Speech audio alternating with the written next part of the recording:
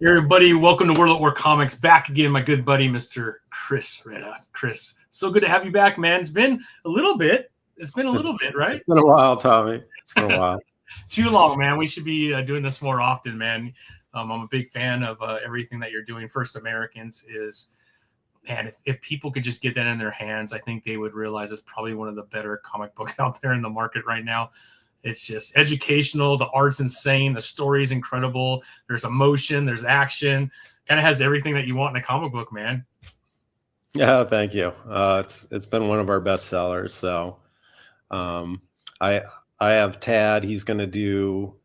He's working on issue 4 right now, and then we'll have 4 more issues after that, and that should be the whole series. Wow. I mean, Tad is just so talented, man. Some of those fight scenes and. It's just amazing, man. Yeah. I think was it the last time I had you on? It was with Tad, if I'm not mistaken, or maybe the time before. I've had you on a few times before. Yeah, it was a time before, right? Yeah, great guy, man. Alaskan up there. Yeah, he's doing a book for Ignition Press too, so wow. He's doing good. Yeah, Ignition Press just kind of came out of nowhere. They're doing pretty well. It seems like I see them all over my feed, so it's got to be good, right? Yeah, Rich is a nice guy. Philip's a nice guy too. So it's nice to have some more original comic books out there. Yeah, for sure. I mean, you do a really good job on the original front. But yeah, man, how are things been? It's been kind of a wild. We were talking a little bit before this with everything that went down in Diamond. I feel like you're not like there's really small press, and then I feel like you're a little bit bigger than a lot of other people. You have a lot of titles, and you were in Diamond for a while before all this debacle took place, right? Yeah, we were in Diamond for maybe like 2 years. Yeah. I was going through CX and Lunar for about a year too, and they're really slammed. So it's tough for indie books right now. There's not a lot of distribution options. Yeah. I mean, that's terrible, man. It's terrible what happened, and I feel like the way they handled everything, even after everything kind of fell apart, it just got. I mean, they just handled it so bad. They're sitting on inventory. There's rumors they were selling some of that inventory during bankruptcy. I'm just like, what is going on, man? This is crazy what they're doing to people. And that's your inventory, right? You sent them the inventory. You still own that inventory, right? You haven't been. So my problems with Diamond weren't too bad because they would just only receive copies that they got orders from through stores. So they weren't holding any of my inventory. Yeah. I'm a little caught up in the bankruptcy thing and stuff, but it's not too bad compared to a lot of other people. Yeah. So I'm glad. I know you run a pretty tight ship though. You're pretty efficient in everything that you do, and thank goodness, right? Because if something like this happens, if you're a little overstretched in a certain area, it could be really tough to overcome. Yeah, I mean, we have kind of low overhead and stuff. It's the margins are real thin in indie comics, so I'm not overspending a lot. I'm not paying a whole bunch of employees and stuff like that. Yeah. So I was able to weather that storm. But yeah, so I know a lot of other indie companies, they have some issues. Yeah, no, for sure. There's a lot going on still, and I don't know, man. I feel like there's a lot of good things happening in comics though right now with everything that's going on with DC and the Absolute Universe, and I feel like Marvel has been hiring, like they brought Joshua Williamson over from Skybound and DC to write Iron Man. You got obviously Philip Kennedy Johnson, what he's doing on Infernal Hulk is almost as big as Absolute Universe on the DC side. I think that's really important for indie creators, right? Because if those two are strong in a comic book store and you happen to have your brand and other indies in there, people are going to get more eyes on it. So when they're not humming, I think it affects a lot of people. So at least from that front, it seems like things are okay. I know retailers are doing well right now, which is kind of the first domino you need for the industry, is that the local retail shops are doing well. So true. And I know a lot of retail shops indie's a big part of their Yeah. store.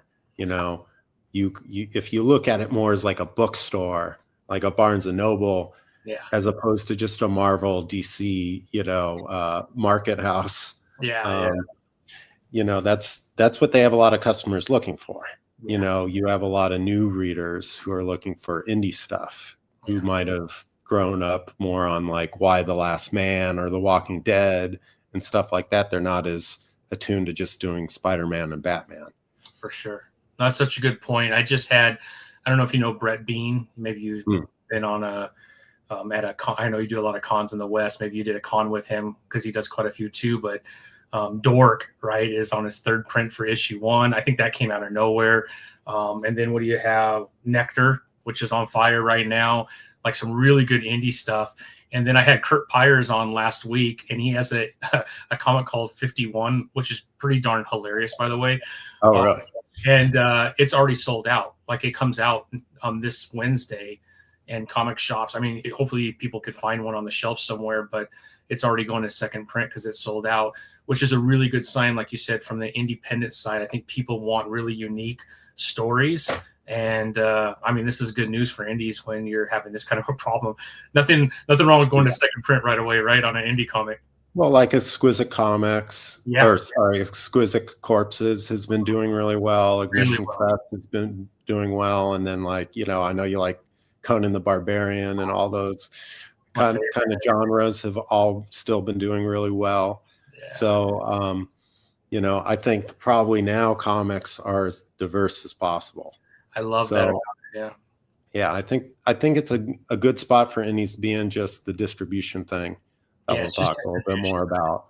Yeah. Yeah. Because I feel like we're in I don't want to say the golden age. That's a little excessive, but I feel like we're in a really good spot in comics. I know there's been all this talk about comics dying, but to your point, like I have my little comic book store. It's a really small family-owned comic book store, and they had their best year ever this last year, and this year's been extremely strong just in general, which has allowed them to bring in more titles because they are really small. They mainly have DC and Marvel and Image, but because they're doing so well, they could take chances on other things. And with all these titles we were just talking about, they're just continuing to add more and more indies because, you know, there's traffic in the store.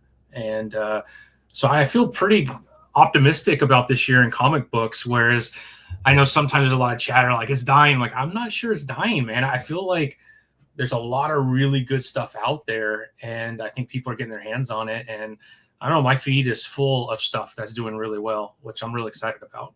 Yeah, retailers are doing good. I think we get farther from that 2022 of like gas is $7-8 a gallon. No one wants to buy anything. No one can buy anything else, right? Well, hopefully we don't get there in the next month or so. We're climbing back up, man. You're in California, so it's probably close to that already, right? It's 5 something right now, which is actually a good price. Yeah. I was gonna say that's not that bad. It's still actually a good price. But we were at 2. I moved to Texas. We're at 207.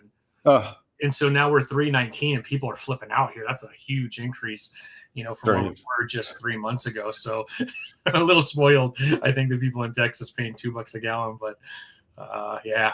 Hopefully we don't have anything like that happen anytime soon. But yeah, 2020, obviously the pandemic, I think, helped some, didn't help others. But 2022 was really rough, man. So I'm happy where comics are at right now. I mean, my list keeps getting bigger every Wednesday. My wife keeps telling me, like, what the hell are you doing, bro? You can't be buying all this, man. It's crazy. There's a lot of good titles, you know. I'm reading Minor Arcana. I like that too. Ooh, yeah. Another good always one. Like Jeff Lemire. And Jeff Lemire is such a unique writer, man. I like him a lot. Yeah.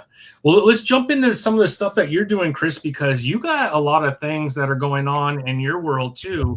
We were talking a little bit about, you know, the Diamond situation that put a lot of, you know, indie publishers in a really tough spot. And we were talking also before we hit live, you just always figure out a way, man. You've got to be one of the hardest working indie folks that I know, Chris. You always kind of figure things out and always thinking ahead, man. Tell us about what's going on that's different at Critical Entertainment. Yeah, so our kind of biggest news is now we're going to be distributed through Universal Distribution. They're kind of taking the torch from where Diamond left off. they primarily worked distribution through Canada, but now they're entering the U.S. market this year. So now they're kind of getting bigger in distribution in the United States. So I think they're going to kind of be the next like big player in distribution. They already have a deal with DC, and they've started rolling out Dynamite too.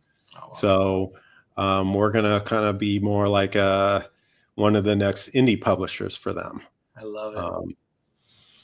So that's nice. We finally have some distribution. And then we're also in Filbo distribution too.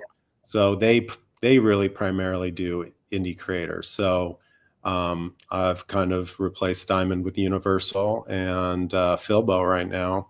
So now I'm going to reoffer a lot of our books to comic retailers.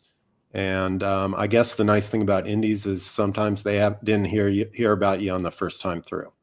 So we're going to kind of just restart, do the first issues, go all the way through, probably do some second printings of things like the First Americans. The cover A one we're pretty much sold out.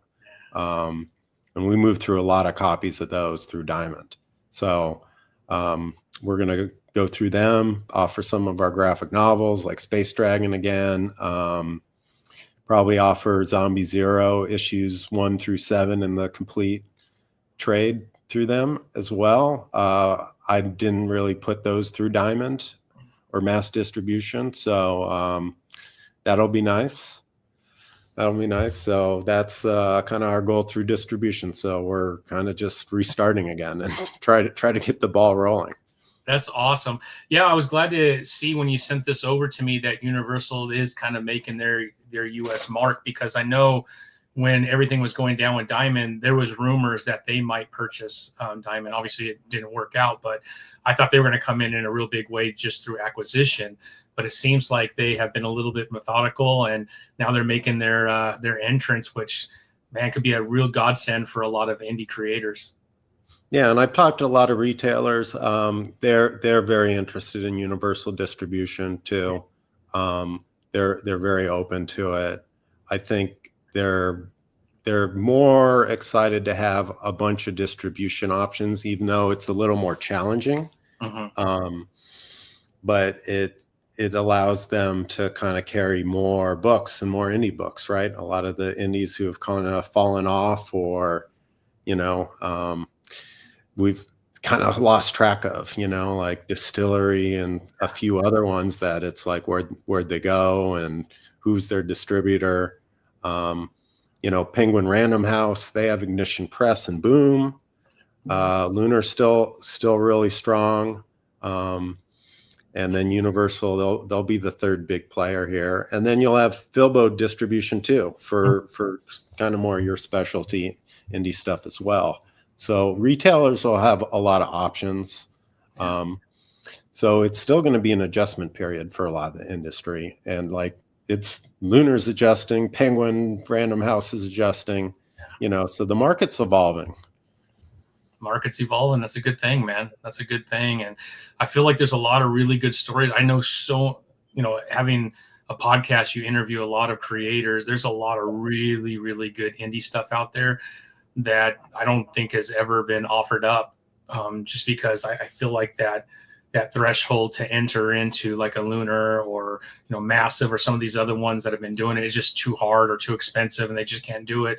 If there's another option that could be really great for some of those indies, because they deserve to have some mass distribution. They're very well done. Art's incredible. The storylines are great. And so, yeah, I feel like you're leading the charge, man, in an area which hopefully will expand into others getting that kind of opportunity.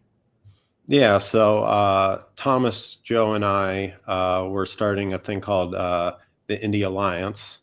And what we're going to do is we're going to offer different publishers the option of being sub-distributed through Critical Entertainment, and then to be distributed through Universal and Filbo. A lot of them can be in Filbo right now, but Universal's more difficult. Once again, it's to get in some of these bigger, distribution companies, you need to kind of be distributed through other people. So this Indie Alliance is going to give some indie creators and publishers a way to be distributed through us so they can be in the comic book retailers. Yeah. Right. So we're trying to create another option for some of these indie, companies that don't have those options or are a little lesser known to go through us. And then the second part of it is Thomas Joe. He works at STS and Associates. They're a comic book printing company. They've been printing for a long time. They used to print for IDW and Boom Studios and a bunch of other places. And they've been printing us for about 7-8 years. And the idea is all the publishers that are part of this alliance, they'll be able to print together. So we'll all print together. So all our printing costs go down. We'll be able to ship to these distributors together on a pallet, as opposed to 10 different companies sending a bunch of small FedEx boxes at really high prices, across the country, and storage too. So, Thomas will be able to store it in a warehouse here in Los Angeles. Nice. And then if you need copies of your book, we can ship them out to you. So the idea is to try to get as many indie publishers together so all our costs are down. So we all distribute together, print, ship, all that stuff. So, and to kind of give readers an option to go, okay, we can go to this alliance and know we get these type of independent stories, right? We'll probably do something where maybe the third Wednesday of every month is when all our books get released. So you'll know every month when these, indie publishers are being released in a comic book stores. So I love that, man. I'm excited for you, man. I think this is an awesome opportunity. I know you got WonderCon is coming up, right? I got WonderCon at the end of the month. Yep. Yeah, WonderCon, San Diego Comic-Con in July. And then I think in October is LA Comic-Con. I think they moved back to October. Did they? So I'll be approaching some indie publishers. There's a few that are already interested. But if you guys are at those cons, if there's any publishers at those cons, they can come up to our booth and kind of learn some more info about this. The real goal is to have it as an affordable option for indie publishers to get into comic book shops and try to get the margins as high as possible by lowering our costs, right? By working together. I love that, man. I love that. Now, if there is a publisher out there and they're not in the California area and they're not going to be at any of those cons, how do they get a hold of you or the team if they're interested in submitting to see if they can't be part of this group? Yeah, so they can email us at contact@criticalentertainmentla.com. Yeah. We also have a contact page on our website, www.criticalentertainmentla.com. Also, an easy way is just to DM us on Instagram. Yeah. That might almost be the best way. If you're an indie publisher, I might already be following you. And if not, just follow us and then send a message. I'm kind of familiar with a lot of the indie publishers as it is. And there's some even smaller ones. So, we're open to them too. If they only have maybe 2 books or 1 book or something like that. Really, it's just to try to get people into bookstores, into these local retailers. I love it, man. Well, I think this is a huge opportunity. I hope a lot of people hear this and they're able to take advantage of it. I think that's the dream of a lot of indie creators. Not all, but I think there are some out there that, man, it'd be amazing to walk into a comic book shop and see your title on the shelf. And so this makes it a little bit more attainable, I think, with everything that you're doing. And then I love the whole cost because, as you know, you're a lot more mature than most indie publishers. But if you're creating your first comic book, or maybe you have like 2 or 3 issues, you probably haven't been profitable if you're going through Kickstarter and stuff like that. I mean, it's just the reality of it. It's really expensive to do everything on your own, to hire artists, all that good stuff. Excuse me. Yeah, this could hopefully make it a little bit more attainable. Yeah, I mean, it's almost like Thomas and I want to be like an image type company where Yeah. we're sort of, it's almost like you have a bunch of smaller imprints, Mhm. but we want all these other publishers to get the same type of printing rates Yeah. and shipping rates and having everything stored and just having a margin, a margin that you can actually get some money back, because it's just hard. And a lot of indie publishers, they're scared to go to like an Image or a Boom. Those deals get a little scary, and there are a lot of costs up front or costs in the back or whatever, that you got to sell a lot of copies to actually get some money back. And it's hard for some of those companies to take unknown creators, right? So this gives some people who have only been published maybe once or twice, or just something to get in their comic book store or market themselves, so they can get into comic book stores and get kind of part of that community. It's easier to sell your stuff on your own website too when you're in comic book shops. Yeah. It's like, oh, I heard of this title and I thought my retailer would have it. Or they maybe only have like issue 2 or 3 and you need issue 1, or vice versa. So, we are really trying to help indies kind of work together to be like a larger publisher. And you still keep all your rights, and you can have your book be however you want it and stuff like that. That is, I think, a pretty damn good deal, Chris. I think that's pretty awesome. Yeah, I think you're hitting all the right notes, man. I feel like that's extremely attractive opportunity. And just, having the opportunity to get to know you the last 3 or 4 years. Well, my podcast has been on 4 years. You were my first guest. So it's been about 4 years now, Chris. Yeah. Each other. You are a straight shooter, and I think you're a pretty straight up guy, man. I can't imagine working with anybody better than you. So I feel like that's awesome. I don't know Thomas, but I'm sure if you're dealing with Thomas, he's the same type of a person, or you wouldn't be dealing with him. Yeah, he's worked a lot in the industry. He has a lot of contacts, and he's been printing books for a long time. Yeah. And all the quality of our books have come out really well. And this is kind of a way for him to help his clients he's been printing with, who have lost a lot of their options. So once again, if he can print all these other publishers, we can all print together, the prices can go down and down, and you can kind of have more of an option for indies. And I'll be charging like a sub distribution price too. Uh-huh. But it's going to be a small fraction. Yeah. It's going to be a small fraction. There won't be any like hidden fees or upfront costs to be in solicitations. So we'll try to lower the barrier of entry into some of these retailers. Yeah. I'll try to market as much as I can.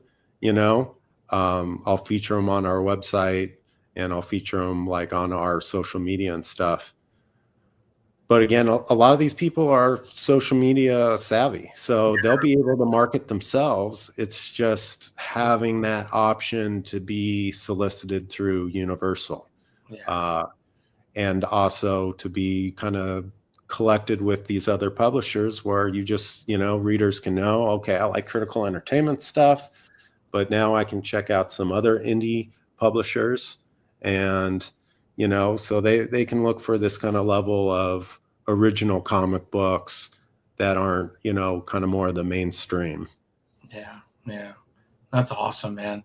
Well, Chris, congratulations, because that's huge news, man. Huge news. Yeah. That's really big, bro. That's really big. It's going to be a lot of work, but I really do. I've been a proponent of indie books, and trying to help the, indies and even retailers, retailers be able to carry all these different types of books and be more of a bookstore. Yeah. Right.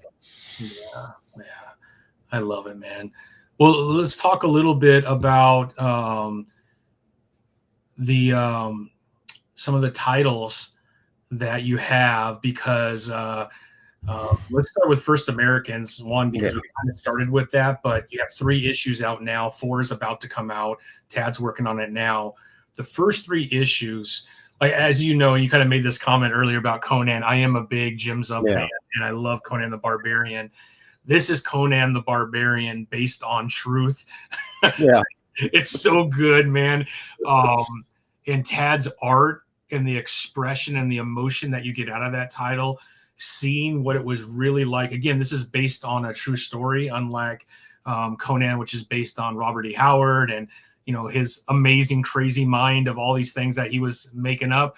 This is actually based on historicals that you did a ton of research on. Same with Tad, living in Alaska, did a lot of research on those first Americans as they made their way north to south into the Americas. And it's phenomenal, man. I don't think people realize, I don't know what the lifespan was at that time, in the 20s, late 20s, maybe 30s. It's a rough life, man. 20s. Yeah. 20s. In the 20s, right? It's a rough life, man. I mean, you break a leg, you're dead, right? Or you get a bad cut that doesn't heal, you're dead. I mean, like, crazy thing. And you're hunting and gathering for everything. So the likelihood of something like that happening is extremely high. And I feel like you do such a good job of expressing that throughout this title. It's phenomenal, man. I love that. I love that title, Chris. Yeah. I mean, it's been one of our best books. And through retailers. It's the one that we've sold most through retailers. And Tad's done a great job, and it's been a nice story for us. Yeah. We've gotten a lot of orders on it. A lot of people who are continuing the series, they'll be like, I ordered issue 1 and I had to get issues 2 and 3, and I had to show this person or give it to that person, or, I can actually bring this into my classroom and actually, have people learn from it. So, I mean, it's been great. I got issue 3 here. It's the latest one that came out. And I never thought I'd be like the variant cover type person, but so we got a B cover by Craig Rasmussen. I think this one here. And then Tad did this really nice cover C. So, kind of getting more into like the collector's part of it. Issue 1, the first printing, it sells on eBay, and that one's like, watch out for this for your investment deals and all that kind of stuff, speculators. And so. And at some point, I'll probably try to sell it as a film too. Yeah.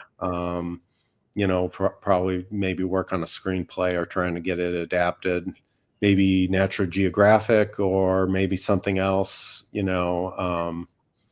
know Primal's really popular. I was just gonna say an animated would be incredible. I'm on YouTube all the time, and I don't know what channel it is. Maybe it's the Primal channel or something. But there's a channel that's like 24 hours of that that film or that show, and I love it, man. It's just so bonkers and crazy.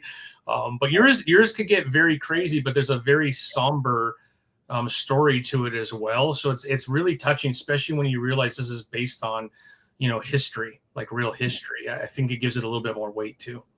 Yeah, I mean, there's just a lot of historical data that I put into it. Obviously, it's still historical fiction, but it's based on a culture that's kind of been discovered. And yeah, it's been a really fun book. I love selling it. I loved writing it. As I said, it's going to be 8 issues. The 4th one's being illustrated. I did all the paneling and layouts to issue 8. So I got to write the script for Tad. Yeah. He's signed on to finish the book. So once all 8 issues are done, I'm going to spend a lot of time promoting it and trying to get it out there. And, I think the one thing I learned about indie books is, just because it came out one week on a Wednesday, you got to keep selling it. You got to keep offering it and letting people know that it exists. Yeah, couldn't agree more with you. You got to. And just to pull it up. So this is the critical entertainment la.com. Just head over there and you can see all the amazing titles through Critical Entertainment. And this is the title that we're kind of talking about. This is issue 1. It sounds like you're down to the last few of these. So I got like maybe 10 issues left here. So if you want to jump in, I'm telling you guys, it is that good. I'm not, bullshitting you. There's the B cover. So we have more copies of the B cover. But the print run for the cover A is done, I understand collectability, so yeah, I might do a second printing. I'm probably going to do a second printing through Universal, but the first printing's pretty much done with. Yeah, incredible. And look at the art, man. It's just so fabulous. So fabulous. Like I said, it's one of my favorite titles. You sent me issue 3 and I was so excited, man. I'm like, oh yes, this is awesome, man. Yeah, and there's really not any dialogue in here for people who kind of like the more silent comics. Space Dragon sort of like that too, where there's no dialogue. So it really utilizes the visual advantages of comic books. Yeah. It does not need dialogue. I feel like I could, when you're going through this, I know exactly what you're trying to say. And I think that's that collaboration that you and Tad have. And, I was able to have Tad on with you a couple times ago when you were on, and the passion you both have for this title, and Tad too, being in Alaska, and being very close to, some of those, tribes that are up in that Alaska area. I used to live in Eagle River up there, so I'm very fond and familiar. Yeah, very familiar. And it's just such a big part of what Alaska and who Alaska is those natives to Alaska. And yeah, these are awesome, man. Such a beautiful title, man. Yeah, and it's a diverse title where you have different heroes, of a different culture. Yeah. So that's awesome, man. So good, man. So good. So this is definitely one of the titles that I love. But let's walk through some of your other titles too, because Planetary Expansion I've really enjoyed as well. Kind of a wild story. You want to give us like the elevator pitch for that, because this is another one that I really enjoy by you.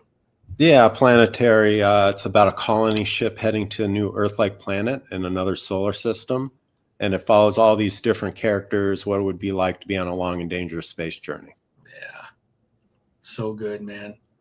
And that one's been a nice, steady ship, so to speak. There's 6 issues that are currently out, and a trade that collects the first 6.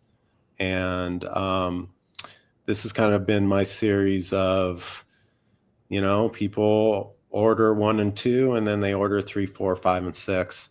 kind of lets me know that people like this series. This one's going to be more of an ongoing, longer series. So this is one I'm trying to have last for a while and have multiple volumes. So, it's kind of a big idea and a big project. 7 and 8 are done, and I'm working on 9 right now. So that's kind of the project I'm kind of working on at the moment, now that I kind of have a lot of First Americans completed. Yeah. That's going to be a little bit more on Tad. But I have issue 7 that you can order on the website. It's the only one that hasn't been through distribution. So, people who are fans of the series can get it now. And then issue 8, I'm going to have a limited release pre-order probably within the month here, so people can order issue 8 and get that now. And yeah, I'm going to reoffer these all through Universal distribution. They're in Filbo actually right now. Issue 1 just finished solicitations. Issue 2's in solicitations. So again, it's a series I'm trying to get back into, get more retailers, to order it. It's been tough because we lost Diamond. So, I had one retailer told me like 10 people are subscribed to this series. And then I kind of had to stop. So now they got to wait a while before, they can pick up issue 7 in their store. Wow. Well, that sucks, man. But at least everything that you're working on with Thomas and everything that's coming to fruition is going to fix all of that, it sounds like. So that is awesome, man. But yeah, it sucks, man. You were on such a roll too, man, with all these titles and distribute. And I was sending you pictures in the comic book shops when I see your stuff. I'm like, another store, man. This is awesome.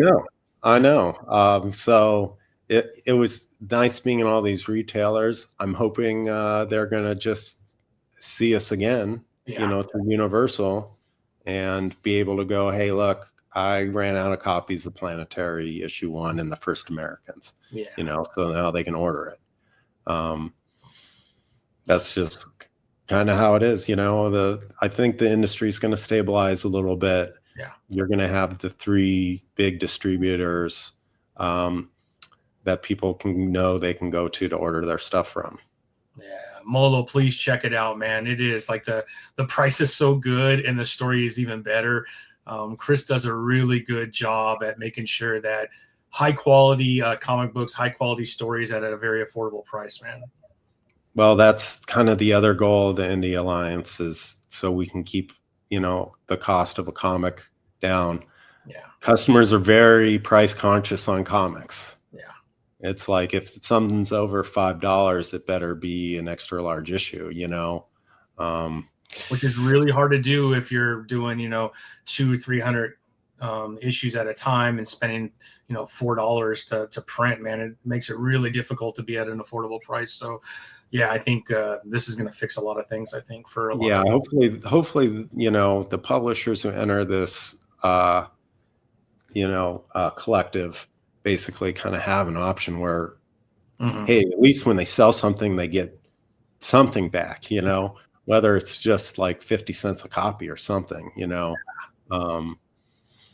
agreed. It just gets tough with shipping and everything. So try to get people to work together. So, and then it helps me out too, because then my books will be easier to ship and easier to print and all that, win-win. We're all just trying to make money, as opposed to like, oh, this is my passion, and oh well, I'm going to be losing money forever on this. It's like that shouldn't be an option, especially if you can sell thousands of copies through distribution. 100%, man. You just want to get your story out there, man. Fans will let you know whether it's something that's worth it or not, but to not have anybody check it out and at least get their hands on it, for a lot of indie folks, like I said, there's a lot of really good stuff out there. I just don't think enough eyes get on it. But like you said, man, you put your titles into a comic shop, all of a sudden it's on 10 different people's pull lists. It's because it's really good stuff. You just got to be able to get the distribution. I got to get the distribution. Kickstarter and Zoop, those are all great. We've used Kickstarter, and we might use Zoop at some point too. But the goal of getting into comic book shops, I think that's a lot of creators' dreams, is to get into comic book shops. And if we can make like an affordable option, then I think it just kind of, high tide, raising the tide raises all boats, is kind of the goal. It's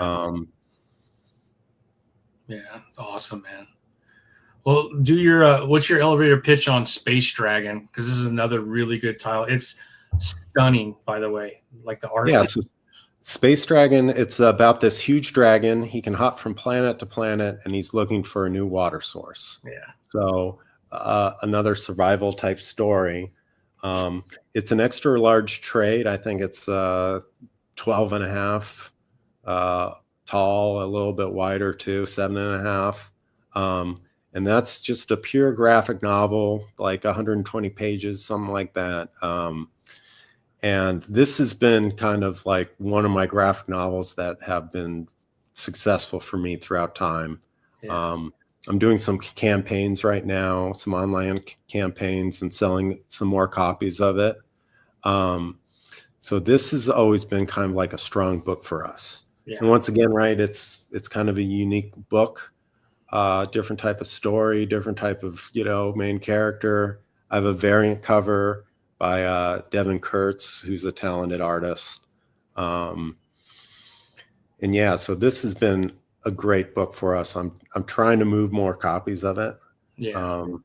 Our campaign's doing really well for it. Once again, this is another book that kind of utilizes the visual strengths of comics, where you're just telling a story through visuals. Alonzo Molina Gonzalez, he's a great artist. Amazing. And he's the one who does planetary expansion. So I had him do this first, and then I knew, okay, this guy's killer with space scenes. For sure. So this is a good book. We'll offer this through Universal and Filbo again. But yeah, this is kind of like a book that's really classic for indie creators, just a different story. Yeah. Different story, a nice different format. The extra large trade kind of highlights how big this dragon is. Yeah. So cool, man. It's beautiful, man. These covers are insane. They're gorgeous, man. It's like a painting. I really try to dive into the art of doing comics, like that's how I try to look at this more as an art. Mm-hmm. Yeah, it definitely is. I like to consider us more like an art house publisher, you know what I mean? Where I'm not coming out with an issue every month. It's well thought out, high visuals. Same thing with the First Americans, right? It's a very visual book. It really gets to highlight a lot of Tad's artistic ability. Yeah, no, for sure. For sure. Then we kind of have the OG right here, man. Yeah, and then Zombie Zero. This is about the last zombie at the end of a zombie apocalypse. So it's my twist on the zombie genre. So good. This guy who got turned into a zombie, and then he got captured by a scientist, and then humanity's able to get everything under control, but the scientist doesn't want to get rid of his prized test subject. Someone comes to try to kill him. A hunter tries to kill the zombie, causes him to escape. So now they have to work together to get the zombie back before he starts everything all over again. And, this was my first series. It's 7 issues. It's where I was really first diving into comics. And right now, I had the first 7 issues come out. I had this is when I first started doing Long Beach Comic-Con, where I just had a preview issue, and now I have people 10 years later going, oh, I remember you just had this little free preview thing. And we sold out of the first print run of the complete trade, which is great. But it also meant I was out of copies of the trade. So, I did a small print run. So I still have some left that I'm going to bring to the con that people can order. So it's finally back in stock after a long time. Yeah. And this book is currently optioned by Patriot Pictures to be turned into a film. So that's in development right now.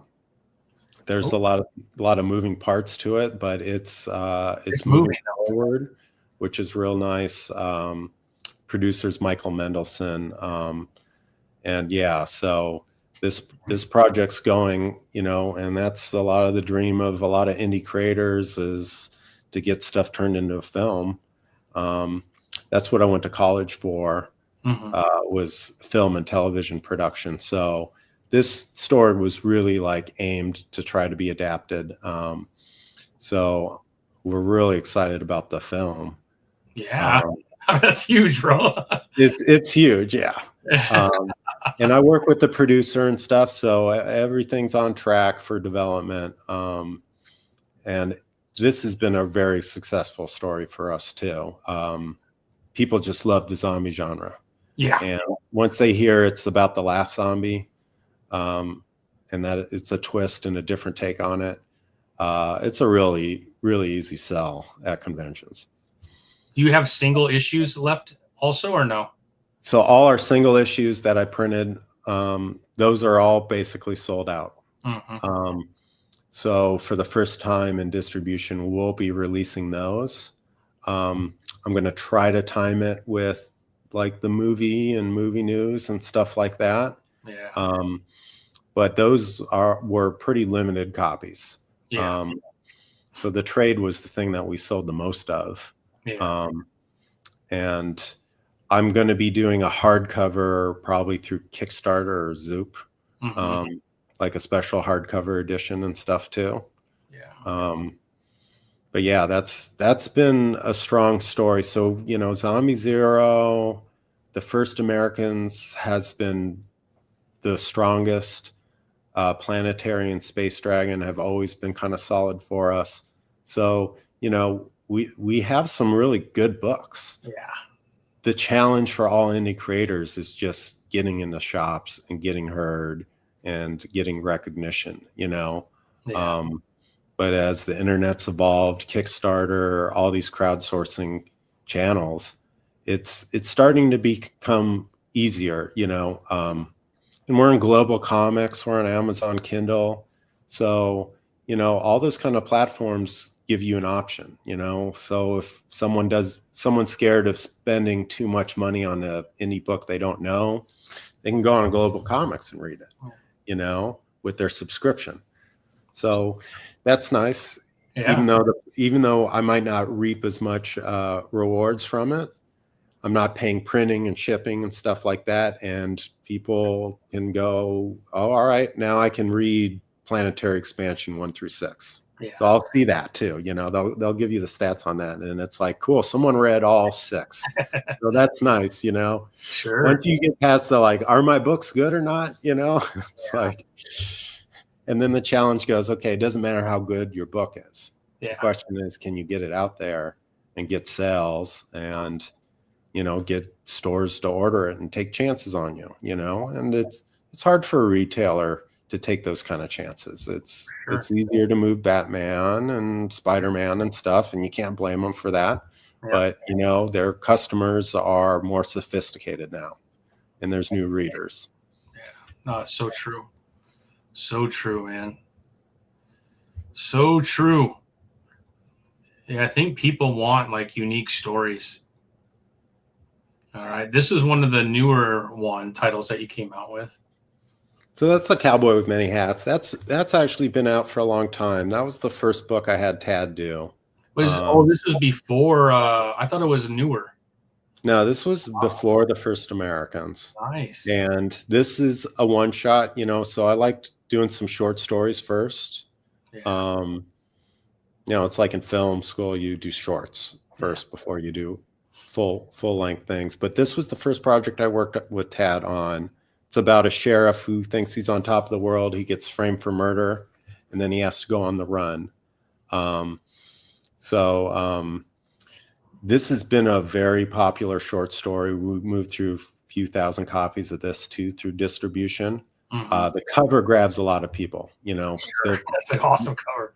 Yeah, so this has been a very easy sell, and it's only like $4, and you get a full story. Yeah. And Tad did this one too, right? The cover. Tad did this one, and you know, when you're an indie creator and you're working with artists, you don't know if they'll finish a project.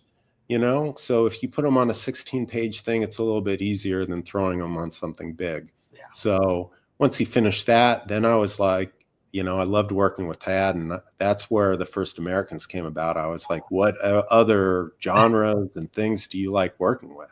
Yeah. And that's how we kind of, you know, started doing The First Americans is, you know, he lived up in Alaska, and, you know, so this has been a great short story for me. I've moved through a lot of copies of these. I'm working on a screenplay right now for this. I have a few producers interested in this story. And I already have like a full outline, so I know what like the whole film would look like. And basically when Tad's done with the First Americans, I'm going to take that script and hand that to Tad to kind of work on doing a series of this, probably another 7-8 issue series. And I had a lot of people who were like, I love this short, where's the next one? Yeah. And I was like, oh, there isn't a next one, maybe I should do a next one, Sure. I mean, Western's on fire right now, Chris. I feel like Western's making a comeback, and Westerns are hot again. Yeah, one of the top Spawn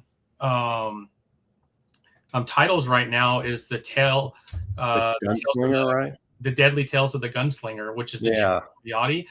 Jimmy is known for Westerns with his Hex run. I feel like it's making a comeback, man, and this is a beautiful title. I have this one as well, and I agree with you, man. If you take that long form script that you're building now and put it into issues, I think this will fly, man. Yeah, so that's kind of the plan. The screenplay and the full series will be kind of based off the short story and expanded on. But it's a great theme. All things must pass. Everything in life changes, just like distribution. So that's too funny, man. So true, though, man. So true. But a lot of beautiful titles that you come out with. Here's this one too.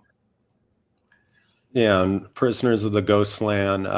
This has been out. We're going to offer this through distribution too at some point. This is a film starring Nicolas Cage. Yeah. This is kind of an East meets West, one about an outlaw who basically he gets caught doing a bank robbery, and the marshal of the town will release him if he goes and rescues his daughter. But he makes him wear this suit that will explode in 3 days unless he comes back. So the movie's been out for a while. It's a great movie. And then this comic, it's a one shot, but it's a prequel of the film. So it's like 32, 36 pages, something like that. And yeah, it's very affordable. It's only $3, but when it's distribution, might go up a little bit. Yeah.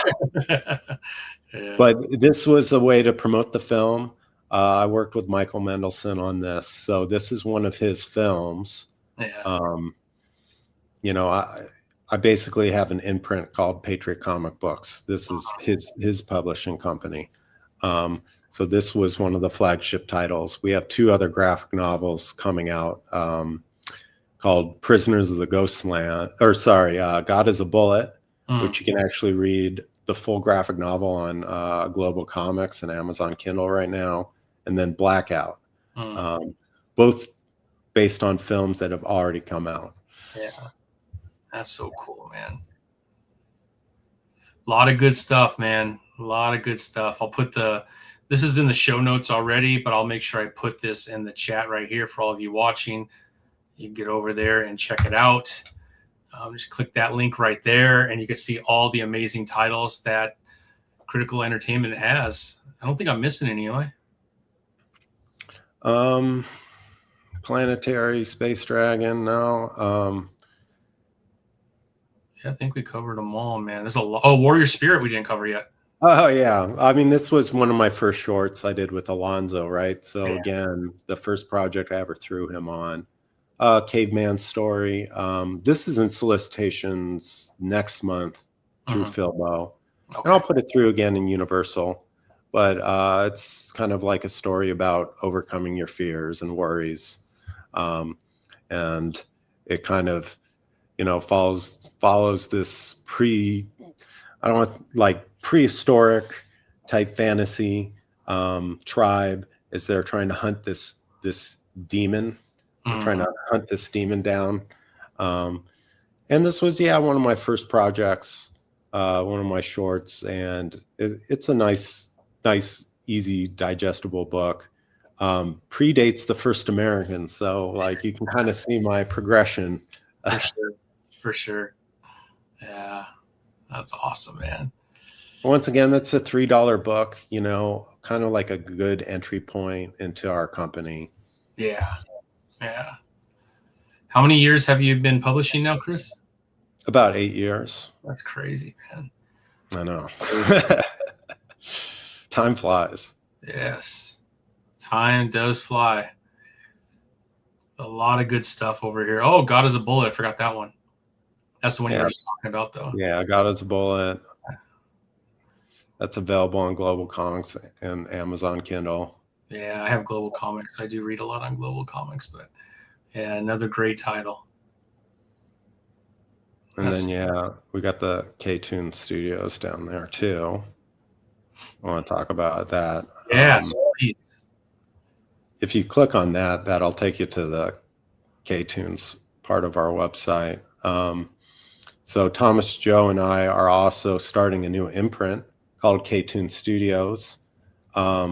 This one's a little bit more commanded by Thomas, but I'm going to be the editor for them, and we're making manhwa comics. Yeah. So, you know, the idea is a lot of manhwa comics are only on webtoons in digital formats, and Thomas wants to basically make a publishing line where we make printed Korean comics. Yeah. And you know, try to utilize kind of this market. You know, manga is huge. And there's all these creators in Korea that have all these stories that are really popular. A lot of, you know, a lot of films and stuff you might see on Netflix are kind of based off manhwa comics. Yeah. So we're doing an open submission process right now. If you have anything that kind of fits the manhwa comic style. Now, normally most manhwa comics are top to bottom. So like if you read on webtoons, it's all top to bottom. Thomas wants to print comics on normal comic, you know, format, the normal like 6.5 by whatever. Yeah, 10.5 or whatever it is. Yeah, 10.25. But he pretty much, you know, wants to make kind of a new market of having printed manhwa comics here in America. I know there's some other indie companies that are starting to do this too.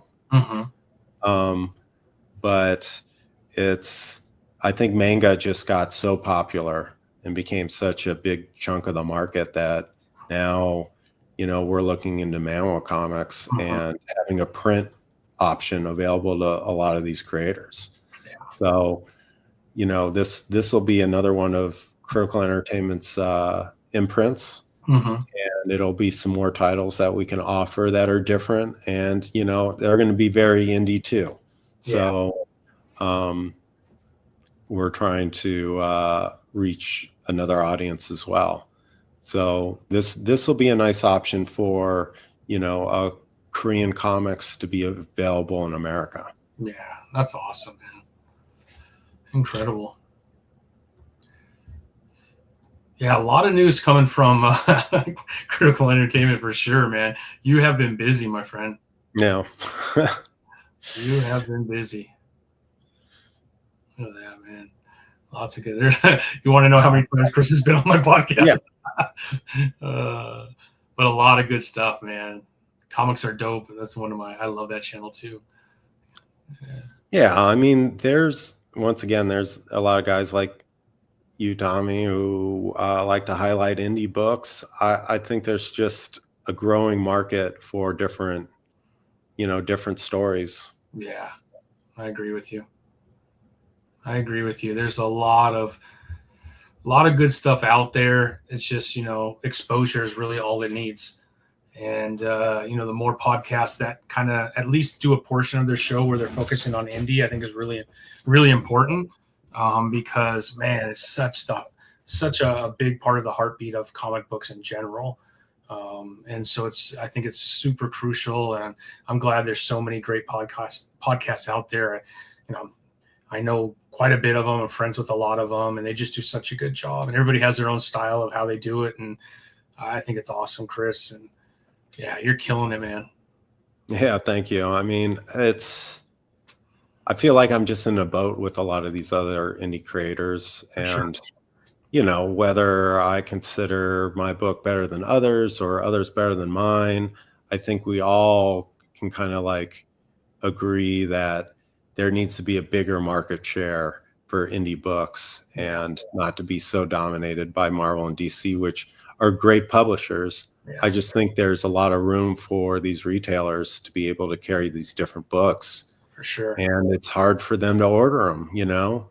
I think it was just always hard to order these. It's hard taking a chance, you know, because the retailers, they're spending money too. And if they don't sell your book, it's tough. Yeah. So Kickstarter, Zoop, they've been great options. But I think, yeah, the dream is just to have, you know, some kid walk into the comic book store and see something, and they don't care what label is on it. They'll just go, oh, this is a cool book. I want to check it out. Yeah. And I think that's how we get more readers too. I think that's how we get more comic book readers, you know, other than people who've only watched like, you know, Endgame or something like that. Yeah. Yeah. No, I agree with you. I think the time is right. I feel like the last couple years in comic book stores in general, they've had a great comeback. And I feel like they haven't reached the ceiling yet either. So I feel like there's plenty of room. We just need that distribution thing fixed. That way more and more of these indies can have an opportunity to get in front of more consumers. And I'm so happy that you and Thomas have come together to kind of share resources and make that happen. And it's amazing. Yeah. You know, hopefully this gives a lot of indie publishers kind of a nice option, you know, and even if they don't join, you know, if our collaborative's successful, then and retailers are successful with selling the books, then they might be more open to taking other indie publishers, right? So, you know, just trying to be a healthy part of the industry and try to help grow and get more readers in. Yeah, I love it, man. Just for fans, if you want to follow Chris, just do so at Critical Entertainment on all socials. You will be at WonderCon next month. I'll be at WonderCon, so if anyone has any questions, they can come up to me and drill me there. You know, I'd like to get more out to like the East Coast, but it's tough. But yeah, social media, you can always DM us or leave a comment or something, try to get a hold of us, email us through the website. Yeah. And then you'll be at San Diego, like always. You'll have a pretty good booth there, which, you know, I'm trying to get to. So hopefully I'll see you there. I know last year I started a new job, so it didn't seem right that I would ask for some time off, like a week into my job. Like, yeah, that's tough. So, but this year my goal is to get there. Still figuring out the logistics of that. I am going to be at MegaCon, so I was hoping you would do East Coast, because MegaCon, I'm pretty excited. They just mailed me this. I got it in the mail today, so I'm excited, man. Yeah, I got to get out there for San Diego at least, maybe LA at the end of the year if I can, but we'll see. But I always love seeing you, Chris. Especially San Diego, man. You're always working your tail off, man. Yeah, we got a second booth for San Diego, so we got some more space. We got some more space. So, you know, just trying to grow, trying to grow and be a part of, you know, comic books. Yeah, I think you're doing all right, man. And this is going to make everything a lot easier and a lot more smooth, I hope, with everything that you're doing with the Universal, right? Universal distribution, yeah, and Filbo distribution, and Filbo, Filbo too. But yeah, I mean that's awesome, man. Chris, I'm really happy for you, man. You know how much I respect you and appreciate all your titles, man. You've always been a good friend, and I wish you nothing but the best, man. But congratulations on all the news, man. That's huge. Thank you, Tommy. Yeah. You know, if you ever need anything, man, I'm a phone call away. And yeah, we have to figure out something offline. Maybe we could get a booth down here in Texas. They have Fan Expo, which is a really good one too. And I could sell your stuff for you or something if you can't make it. We can figure it out, man. But get you out here more often and see if we can't make things happen, man. It'd be cool. Oh yeah. It's only an 18-hour drive, Chris. Uh, When I moved out here, I did that several times as we were moving from Southern California out to here. And, I drove out here, spent a week out here looking for a place, drove back, then brought the wife out, looked around, went back. And then we all moved. They all went back. And I lived here for about 3 weeks on my own until they were all able to come out. And that's when I started my job out here. But it's only 17 and a half, 18 hours, man. You could go 85, 90 on most of the highway. It's nothing but desert. So you got to go to Fan Expo, man. I'll try. I might go to one of the expos in South Korea for K-Toon. So that's even farther away. But yeah, that won't be fun though, man. Just to be, I don't know if you've ever been to Asia. I've never been to Asia, but I've always wanted to go to Tokyo and Seoul. I know. Yeah. I just think those cultures. It's in Seoul, so I'd like to go to that at some point too. I'm in the grocery industry, and I work with a lot of gentlemen and ladies that I've made friends with in the grocery industry in Korea, because we used to sell our products to them and vice versa. And I've come like this close several times for business trips out there, and just for whatever reason it doesn't work out. But I've always wanted to go just to see that culture. It's just a incredible culture, man. Something I can write off. So yeah, there you go. Yeah, exactly. Right on, Chris. Well, I appreciate you hanging out with me again, man. You're welcome anytime you need to come on, and I appreciate you, man. Thanks for hanging out with me tonight. Thanks for squeezing me in. Thanks for squeezing me in.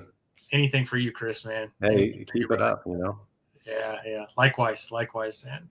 But yeah, well, let's stay in touch. Hang tight real quick. Everybody in the chat, thanks for hanging out with us. Get over to criticalentertainmentla.com and check out all these amazing titles, and get ready, man. A lot of crazy things are about to happen at Critical Entertainment with Manhwa, a bunch of new titles, and some pretty good distribution. So if you're an indie creator out there looking for distribution help, I don't know, Critical Entertainment could be the answer. So all the information I'll put below in the show notes. But Chris, thanks for hanging out with me today, man. Have a great rest of your week, brother. Thank you, Tommy. All right, man. Take it easy, everybody. Thank you.